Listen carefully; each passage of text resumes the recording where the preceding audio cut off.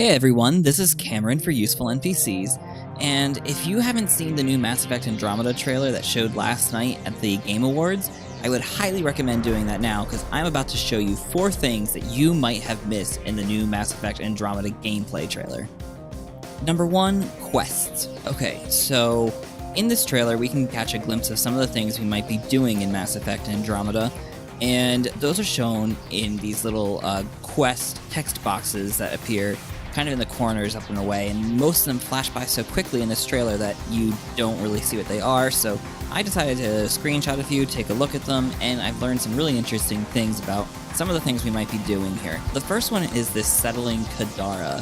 I just want to focus in on that stabilizing Kadara's environment one.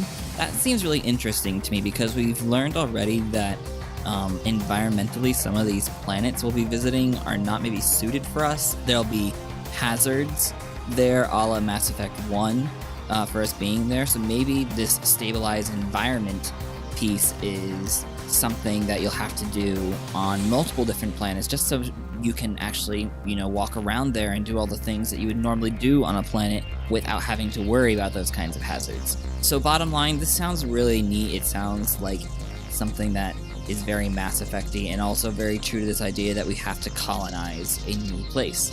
Next is this one here, PB's Mysterious Remnant Signal.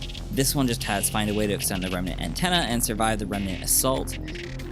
This could be something big, it could be something small, but one thing I do like about this is that it's drawing a link between the Asari squadmate character PB that we've been aware of before, and it's drawing a link between PB and the Remnant.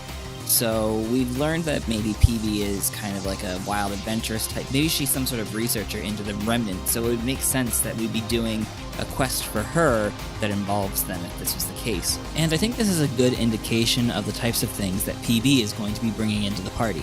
Okay, so this one's really interesting to me. The quest is called A Future for Our People, and its objective here is secure the Krogan transport.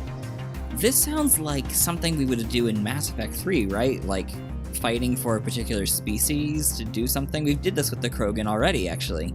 I think that this is a sign that even though these species have left their home in the Milky Way and they are now in Andromeda, they took some of the issues that they had with them. We know that Mass Effect Andromeda begins during Mass Effect 2, so a lot of the issues that are present between the species are still present there, like the animosity that the Krogan have for the Turians and the Solarians concerning the Genophage. And these are going to be things that we're going to have to maybe deal with again in Andromeda in a different way.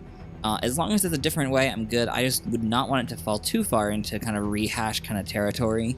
But this is kind of interesting. I really like that this is here. It's not kind of washing over the idea like, oh, we're all explorers now. Well, no, there's still going to be issues. There's still going to be problems. And that baggage that we took from the Milky Way galaxy is going to be with us in Andromeda. And this next one actually brings me to my next point, which is squad mates. Immediately when I watched this trailer, I kind of jumped for joy a little bit when I saw the female Turian and the Krogan squad mate come off the ship with Ryder there. I thought it was awesome. They look great, and I'm so excited that we got these 2 alien squad mates. And this trailer not only showed us these squad mates, it may have given us the name, I think, of the female Turian.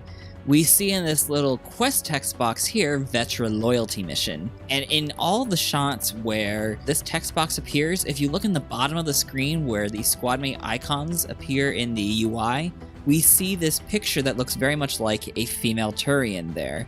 So I believe that Vetra is the name of our Turian squadmate, which is really cool that we got both a name and a new squadmate all in the same trailer. That's something we haven't really gotten so far from a video from them.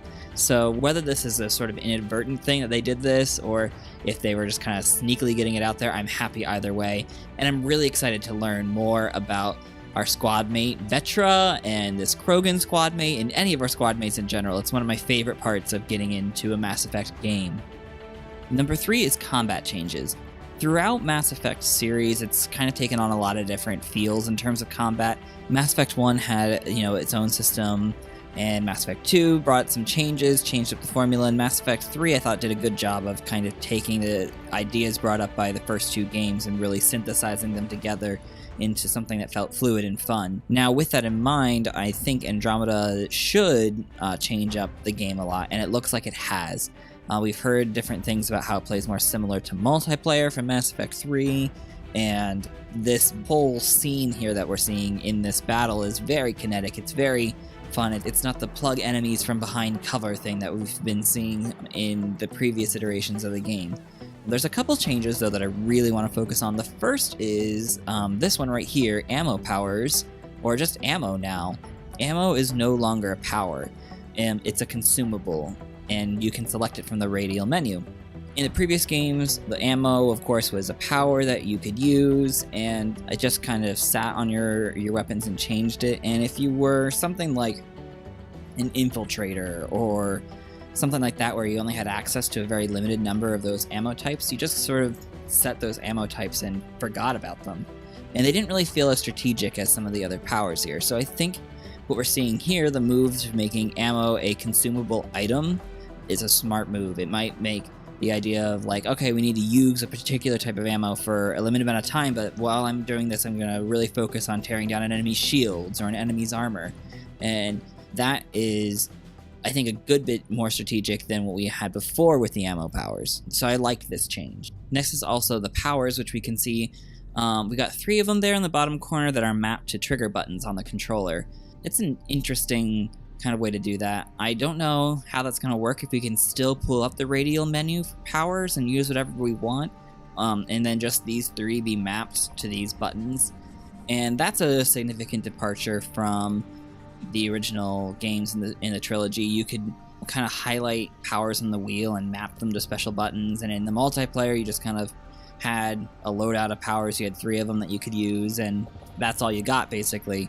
And the change between what we had before in the Mass Effect trilogy and what is shown here is, honestly, it's very reminiscent of what they did with Dragon Age Inquisition, how they changed ability usage in there. In Dragon Age Origins and in Dragon Age 2, you could use any ability from a radial wheel, and you just kind of filled that thing up with a lot of stuff that you didn't end up really using. You had just a lot of junk in there, and when Dragon Age Inquisition came out, you had 8 slots to fill with spells and abilities and things like that, and it really helped you kind of have a really strategic feel for what you were going to pick and what you were going to use to build a character.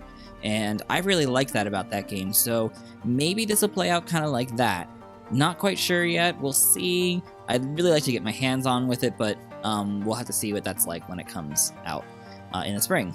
Last, but definitely not least, is new aliens, and I leave them for last because it's one of the neater, kind of really easily missed reveals of this trailer.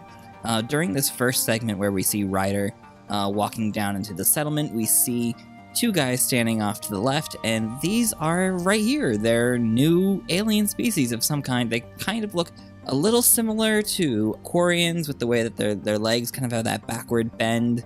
But they're a little bulkier too. So we have these guys here. We have no name for them yet, but they look really cool, and they come in multiple different colors as we see throughout the trailer. We see them in different spots around here. We see them with bluish skin, darker skin, and we also see one with green skin as well. We also see another guy standing off to the right when Ryder comes down there. This is definitely a different species. The legs look a little different, and the build is thinner in general. They also have a kind of vertically oriented head, kind of a longer head, and kind of lighter purplish kind of skin tone. So we have these guys too. So we get 2 species revealed in this trailer at least, and potentially a third one. This one happens real quick during the combat segment of the trailer. And we see Ryder use a biotic charge or something like that to head up to this kind of perch point where this guy is sniping, and she takes him out right there. And we can see him just really briefly. He's kind of got this purplish kind of skin, this kind of ridge thing going around the back of his head. I can't really tell if this is one of the same ones that we saw earlier, but there's potentially 3 species that we see in this trailer. I think that's really cool, and I really want to learn more about who these people are. I think they look great and they look very Mass Effect-y.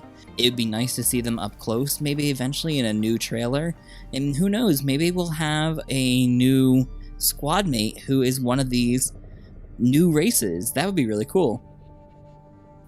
And there you have it. There were 4 things that you might have missed in the new Mass Effect Andromeda trailer. So did you see anything that I missed or have any observations of your own? Feel free to drop those in the comments below and make sure to like and subscribe. I can't wait to hear more information about Mass Effect Andromeda, and I'll be sure to do another one of these videos when a new trailer comes out. So until then, I'll see you later.